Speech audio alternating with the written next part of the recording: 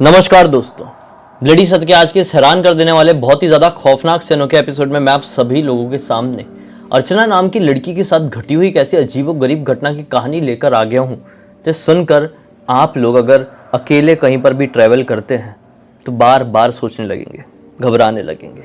आइए बिना देरी किए कहानी की शुरू से शुरुआत करते हैं। ये घटना आज से काफ़ी पुरानी है, यही लगभग 9 या 10 साल पहले की घटना, 2013 या 14 के आसपास ये घटना घटी होगी। अर्चना नाम की एक लड़की भुवनेश्वर में रह के अपनी इंजीनियरिंग कर रही थी। उसका जहाँ पे उसने हॉस्टल ली हुई थी ना, एक्चुअली वो हॉस्टल रेलवे स्टेशन से थोड़ी दूरी पर था। जब कभी भी इसको अपने घर पर जाना होता था तो ये अपनी सबसे पहले दीदी से मिलती, जो कि भुवनेश्वर में ही रहा करती थी, और दोनों साथ में मिलके आफ्टरनून की ट्रेन पकड़ के घर जाया करते थे, क्योंकि ये वाली ट्रेन उनके होम टाउन में रात के समय पहुंचाती थी। दोनों बहनें रहती, साथ रहता तो आराम से रात के समय भी घर पहुंच जाती। नहीं तो कभी कभी पापा लेने आ जाया करते थे डायरेक्टली होम टाउन से भुवनेश्वर इसको। लेकिन आज का समय ऐसा था ना भाई कि नवरात्रों का समय चल रहा था। नवरात्रि शुरू ही होने वाली थी और हॉस्टल की जितनी भी लड़कियां थी सब लोग अपने घर की तरफ प्रस्थान कर गई थी। बात ये था कि नवरात्रि की छुट्टियां शुरू हो रही थी और काफ़ी समय से ये लोग अपने घर नहीं गई थी, तो इन लोगों को छुट्टी मिली है। और एक दिन पहले ही संडे पड़ गया था तो इनको ऐसी छुट्टी मिल गई थी, तो जितनी भी हॉस्टल की लड़कियां थी सब अपने अपने घर पर चली गई थी। पूरे हॉस्टल में ये अकेली और वार्डन बची हुई थी। ये इसलिए नहीं गई थी क्योंकि इसको टिकट्स नहीं मिल पाई थी। इसको टिकट मिली थी अगले दिन की, जिस दिन से नवरात्रि की शुरुआत ही होने वाली थी। इसने सोची चलो कोई बात नहीं, इस दिन की टिकट मिली है। और सबसे बड़ी बात यह है कि अपने बहन के साथ नहीं जा पा रही थी। बहन की जॉब लग गई थी तो वो किसी कारणवश इस साल नवरात्रि में अपने घर पर नहीं जा रही थी, और पापा भी घर के कामों में थोड़ा बिजी थे तो वो भी लेने के लिए नहीं आ पाए थे। इसीलिए इसकी जो ट्रेन थी ये सुबह वाली पकड़ने की सोची कि सुबह सुबह पकड़ूंगी तो शाम तक घर पे पहुंच जाऊंगी मैक्सिमम, कोई दिक्कत नहीं होगी, हद से दोपहर में घर पहुंच जाऊंगी। सुबह सुबह 5 बजे ये ट्रेन निकलने वाली थी भुवनेश्वर से। लेकिन जैसा मैंने आप लोगों को बताया, इसका जो हॉस्टल था कॉलेज वाला भाई, वो रेलवे स्टेशन से काफ़ी दूरी पर था, तो इसको सुबह 4 बजे उठ के ऑटो पकड़ के स्टेशन में पहुंचना था। ये लगभग 11 बजे तक बढ़िया से अपने मोबाइल में मूवी देखी है, थोड़ा टाइम पास की है। सुबह इसकी 5 बजे आज ट्रेन थी। अब सोचती है कि मैं सो जाती हूँ। पूरे हॉस्टल में जैसा मैंने आप लोगों को बताया कि सारी लड़कियां अपने अपने घर जा चुकी थी, सिर्फ वार्डन बची थी और ये बची थी। वार्डन का कमरा इसी कमरे के जस्ट बाजू में था। ये थोड़ा मूवी वूवी देखी, 11 बजे के आसपास सोने की तैयारी करती है और सोने लगती। नींद लग गई थी, 15-20 मिनट में नींद लग गई थी, क्योंकि सुबह जाना था, एक्साइटमेंट थी, जल्दी उठना था। सोची हुई थी 3 बजे के आसपास उठ के नहा धो के रेडी हो जाऊंगी, 4 बजे निकल जाऊंगी।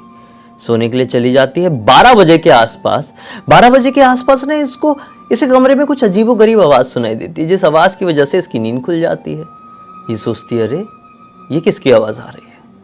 आवाज़ का पीछा करते हुए वो खड़ी होती है और उस दीवार तक पहुंचती है जिस दीवार से आवाज़ आ रही थी। जैसे कि मानो ये वाली दीवार यहाँ तक पहुंची और सुनने की कोशिश करने लगी, और ये समझ में आया कि ये आवाज़ तो बाजू वाले कमरे से आ रही है, वार्डन के कमरे से। एक अलग लैंग्वेज में कोई दुख में कुछ बोल रहा है, ऐसी आवाज़ आ रही थी। इसने बोली क्या हो गया यार, वार्डन कुछ प्रॉब्लम है क्या, जाके देखो क्या। ये जाती है और फिर सुनने की कोशिश करने लगती है दरवाजे में कान ला के वार्डन के रूम के, लेकिन अब कोई आवाज़ नहीं आ रही थी। इन्हें सोची कि हो सकता है मेरा वहम होगा। सोच के वापस आ गई अपने कमरे में और सोने की कोशिश करने लगी। नींद लगी ही है। अब वापस से थोड़ी देर बाद इसको रोने की आवाज़ सुनाई दी, जैसे कि कोई लड़की दुख में बड़ा ही ज़्यादा रो रही है। ये फिर उठी और सोची कि ये चल क्या रहा है। फिर से कान लगा के उस दीवार के पास पहुंची तो ये समझ में आया कि वार्डन के रूम से ही पक्का कोई रो रहा है। इसने सोची यार हो सकता है वार्डन को कुछ परेशानी होगी, पूरे हॉस्टल में कोई नहीं है, मैं जाके देखती हूँ। वो अपने रूम से निकली और वार्डन के रूम के सामने पहुंची, दरवाज़ा नॉक की। रोने की आवाज़ अभी नहीं आ रही थी।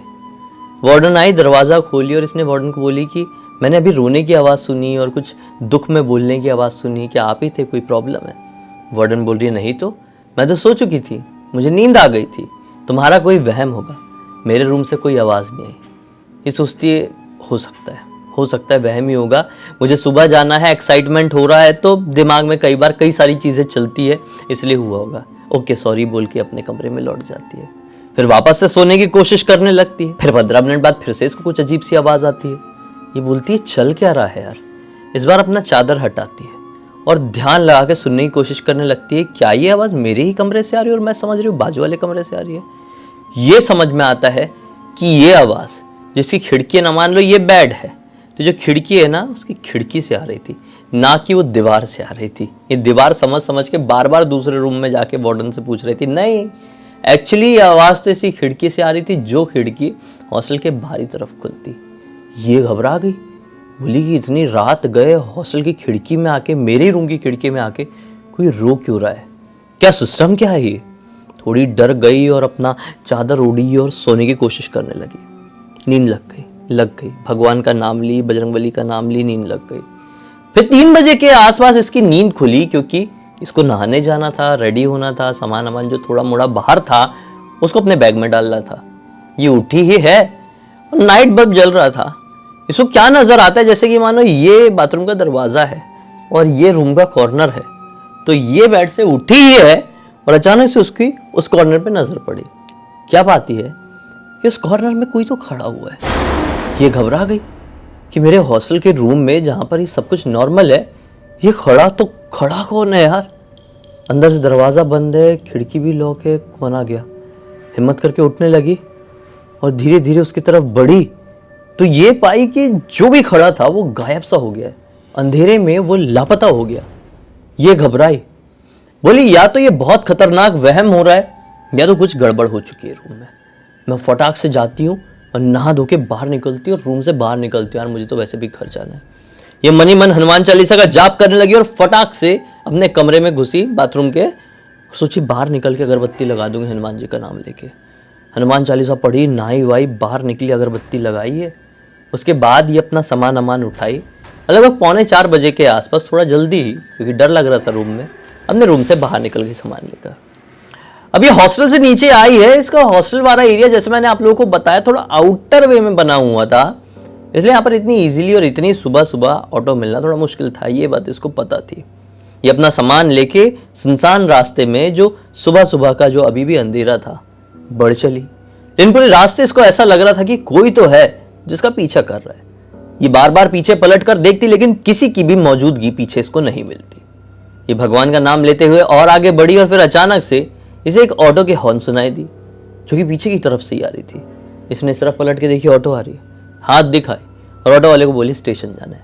ऑटो वाला भी मान गया और ये ऑटो में बैठ गई। अब उसने ऑटो बढ़ाए और कुछ ही देर बाद, मुश्किल से 2-3 मिनट बाद, ऑटो वाला बोलता है कि क्या हुआ मैडम, आप इतनी सुबह सुबह कहाँ पर जा रही है। इसने बताई कि मैं अपने घर पर जा रही हूँ, रेलवे स्टेशन में, इसलिए तो जा रही होंगी कि मुझे कहीं जाना होगा। आप कैसी बात कर रहे हैं। ये आदमी थोड़ा अजीब था और अजीब लहजे में बात कर रहा था, इसलिए इसने उसको थोड़ा सा खड़ा जवाब दी, क्योंकि कई बार दूसरों को डराना ज़रूरी होता है अपनी सेफ्टी के लिए। इसने वही की। अब ऑटो वाला आगे बढ़ चला और तरह तरह के सवाल इससे करने लगा। बीच बीच में कुछ कुछ जवाब दे रही थी और बीच बीच में कुछ कुछ इग्नोर कर रही थी। अब इसको मन में ऐसा लगने लगा था कि ये बहुत अजीब इंसान है यार, बहुत मतलब जो चिपको टाइप के लोग होते हैं ना, बिना मतलब के सारी चीज़ें जानना है, ये वैसा सवाल कर रहा है। फिर अचानक से बोलता है मैडम, आपको ऐसा नहीं लगता कि ये जो रास्ता ही सुनसान सा लग रहा है, यहाँ से हमको नहीं जाना चाहिए, ये बाजू में जो शॉर्टकट वाली गली है वहाँ से चले क्या। ये बोलती देखिए, आपको जितना बोला गया है उतना कीजिए, आप सीधे रास्ते से ही चलिए, मुझे कोई दिक्कत नहीं है, तो आपको क्या प्रॉब्लम है। क्योंकि अब डर लग गया था ना, उसने दूसरे रास्ते से जाने को बोला था जिस रास्ते के बारे में अर्चना को पता ही नहीं था। ऑटो वाला मुस्कुराता है और सीधे सीधे वाले रास्ते में ही बढ़ा चलता है। अब यहाँ पर ऑटो चले हुए मुश्किल से 3 से 4 मिनट हुए थे कि अचानक से इसको एक लड़की हाथ देती हुई दिखाई देती है जो ऑटो से लिफ्ट मांग रही थी। ऑटो वाला बोलता है कि मैडम, इनको भी लिफ्ट दे दें क्या, अकेली समझ में आ रही है। मनी मन ये सोचती है कि चलो अच्छा है, इससे थोड़ा मुझे डर भी लग रहा है, एक लड़की साइड में बैठ जाएगी तो कोई टेंशन नहीं रहेगा। बोलती ठीक है बैठा लीजिए। ऑटो वाला रोकता और वो लड़की आके बैठ जाती है। अर्चना ये पाती है कि वो लड़की तो काफी ज्यादा खूबसूरत है, उसने बहुत ही खतरनाक वाला सेंट लगाया हुआ है। ये कौन सा सेंट, कौन सा परफ्यूम था इसको समझ में नहीं आया, लेकिन उसके परफ्यूम की वजह से ना एक अलग ही तरह का हिप्नोटाइजेशन उस ऑटो के अंदर हो रहा था। ऑटो वाले ने भी उसके इस परफ्यूम की तारीफ किया और इसी बहाने उस लड़की से बातचीत करने लगा। वो लड़की भी बातचीत किए जा रही है और ये कभी उस लड़की का चेहरा देखती तो कभी ऑटो वाले को देखती कि कितना बात कर रहे हैं यार। फिर अचानक से इसकी नजर लड़की के हाथों पर पड़ती है। ये पाती है कि लड़की का ये वाला राइट वाला जो हाथ है वो जला हुआ है। इसके मन में थोड़ी सी अजीब सी जो ऐसा विवत्स वाली फीलिंग बोलते ना वो आई। बोली कि ये क्या है यार, कैसा जला हुआ है, और इसको दर्द नहीं हो रहा है, इसने इसको कवर भी करके नहीं रखी है क्योंकि वो बहुत ज्यादा जला हुआ ताजा घाव दिख रहा था। इसने ये सोची ही तुरंत सवाल कर दी कि एक्सक्यूज मी, आपको ये कैसे जला और आपने इसकी दवाई नहीं करवाई? उतने में ही वो लड़की इसकी तरफ पलटी और जब इसने चेहरा इसका पास से देखी तो मानो इसकी चीख तो निकली ही निकली, लेकिन सामने वाली लड़की इसको देख के और जोर से चीखी। इसको समझ में आया कि इसका जो पूरा चेहरा, उसने अभी तक थोड़े दुपट्टे से ऐसा डाल के रखी हुई थी अपना चेहरा, लेकिन जब ये एकदम ऐसे उसकी तरफ पलटी और जोर से चिल्लाई तो ये पाई कि उस लड़की का इधर तरफ का हिस्सा इतनी खतरनाक तरीके से जला हुआ है कि उस लड़की की जो हड्डियां हैं ना गाल की, चेहरे की, वो तक दिखाई दे रही है। कुछ कुछ मांस से जो ऐसा लटका हुआ है। इसको समझ में नहीं आया कि ये क्या हुआ। इसने जोर से चिल्लाया और ऑटो वाले को ऑटो रोकने के लिए कही, लेकिन जैसी ऑटो वाला पलटा तो ऑटो वाले को देखकर मानो कि अपना सुध-बुध खो के बेहोशी होने वाली थी, क्योंकि ऑटो वाले का चेहरा उस बाजू में बैठी हुई लड़की के चेहरे से और भी कई गुना ज्यादा बिगड़ा हुआ था और अब इसको अपने सामने अपनी मौत दिखाई दे रही थी। इसने आओ सोची ना ताओ तुरंत ही ऑटो से छलांग लगा दी और नॉन स्टॉप भागना, एक मंदिर की तरफ भागना शुरू कर दी। इसको मालूम था कि इस रास्ते में एक शिव जी का मंदिर है, वहां पर भागना शुरू कर दी। सुबह सुबह का वक्त हो रहा था, पुजारी लोगों ने मंदिर खोल के मंदिर की साफ सफाई करना शुरू किए थे कि इस घबराई हुई लड़की को भागता हुआ देखकर तुरंत इसको संभाले और इससे सवाल किए कि क्या हुआ बेटा, तुम ठीक तो हो ना? इस लड़की ने भी, अर्चना ने भी पुजारी जी को सारी बात बताई। पुजारी जी ने बोले कि ये तो तुम्हारे साथ बहुत गलत हो गया। जो पिछले 10 सालों से किसी के भी साथ नहीं घटा था वो आज फिर से तुम्हारे साथ घटा है कि अब वो बाहर आ चुके हैं। अर्चना को ये पुजारी जी की बात ना कुछ पहेली जैसी लगी। बोलती है कि पुजारी जी आप क्या कह रहे हैं, थोड़ा साफ साफ बताइए। क्या 10 साल से किसी के साथ नहीं घटा है, मेरे साथ घट गया, वो लोग वापस आ गए हैं। पुजारी जी बताते हैं कि आज से ठीक 10 साल पहले की बात है। एक ऑटो वाला अपनी पत्नी को ऑटो में बिठाकर यहां से कहीं लेके जा रहा था। सामने से तेज रफ्तार से एक ट्रक आया जिसमें तेल का कुछ सामान रखा हुआ था। इतनी खतरनाक टक्कर हुई, ऑन द स्पॉट एक आग सी लग गई जिसमें झुलस कर ऑटो वाले और उसकी पत्नी दोनों की वहीं पर मौत हो गई। उस दिन के बाद से जो कोई भी इस रास्ते से गुजरता, रात का वक्त हो सुबह का वक्त हो, कई बार वो ऑटो वाला ऑटो चलाते हुए या फिर वो औरत किसी से लिफ्ट मांगते हुए लोगों को दिखाई देती। लोग घबराने लगे और इस रास्ते को इग्नोर करके एक शॉर्टकट वाला रास्ता है उससे जाने लगे। क्या ये बात तुमको नहीं पता थी? तुमको शॉर्टकट वाले रास्ते से जाना चाहिए था ना। इसके दिमाग में तुरंत आता है कि ऑटो वाले ने बोला भी था कि शॉर्टकट से ले चलो क्या, लेकिन मैंने मना कर दिया था। इसको समझ में नहीं आया वो ऑटो वाला इसको बचाना चाहता था या फिर इसको फंसाना चाहता था। इसको इतना जरूर समझ में आया कि मेरे साथ जो कुछ भी हुआ है उसमें मेरी जान भी जा सकती थी। ये बहुत ही ज्यादा खौफनाक था। ये बहुत ज्यादा घबराई हुई थी और पुजारी जी फिर से इससे सवाल करते कि क्या हुआ, तुम इतनी सुबह सुबह जा कहाँ रही थी? फिर पुजारी जी को पूरी बात बताती है। पुजारी जी बोलते ठीक है चलो कोई बात नहीं, हम ही तुम्हें स्टेशन तक छोड़ के आते हैं। पुजारी जी के पास थी उनकी बाइक, अपने बाइक में बैठाते हैं, स्टेशन ले जाते हैं और फिर ट्रेन में बैठ के अपने घर पहुंच जाती है। ये बात जब अपने घर वालों को भी बताई तो घर वालों को विश्वास नहीं हुआ अपने कानों पर, लेकिन जब बहन को पता चली तो बहन ने बोली जी हाँ मैंने ये बात सुनी थी, लेकिन मुझे इसमें कुछ सच्चाई नहीं लगी थी, लेकिन अब सच्चाई लगती है। कभी भी अब, अर्चना को समझाते हुए बड़ी बहन ने ये बोली कि कभी भी अब उस रास्ते से स्टेशन की तरफ मत जाना, बेहतर है शॉर्टकट से जाना, अकेले मत जाना। वो दिन था और आज का दिन है। वो जब जब अपने कॉलेज, जब जब अपने हॉस्टल की तरफ गई, हालांकि अभी तो पास आउट हो गई, लेकिन जब तक वो रही वो उस रास्ते से ट्रैवल ही नहीं करी। दिन हो रात हो, अकेली हो दुकेली हो, वो शॉर्टकट वाला रास्ता ही पकड़ के जाती है। ये पहली ऐसी कहानी है जिसमें शॉर्टकट भुताहा नहीं था। शॉर्टकट एक नॉर्मल रास्ता था, बल्कि लॉन्ग कट और नॉर्मल रास्ता एक भूतिया रास्ता था। थोड़ी अलग थी। खैर, उम्मीद करता हूं कि अर्चना द्वारा ही भेजी गई ये कहानी आप सभी लोगों को अच्छी लगी होगी।